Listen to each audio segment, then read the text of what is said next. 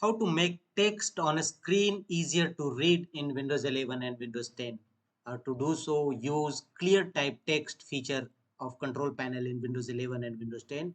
And to open this feature, go to Windows search and type ClearType text and open adjust ClearType text in control panel. Click on open button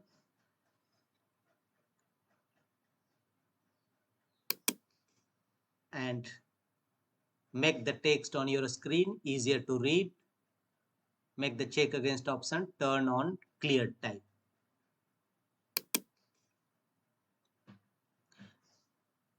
Choose next. Windows is making sure your monitor is set to its native resolution.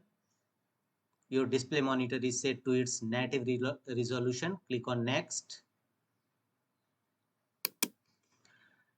Click the text sample that looks best to you, 1 of 5.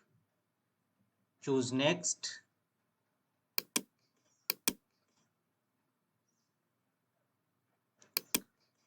Click the text sample that looks best to you, 2 of 5. Click on next. Select your, choose any one of them that looks sharper and as your choice. Click on next. Click the text sample that looks best to you, 4 of 5. Click on next.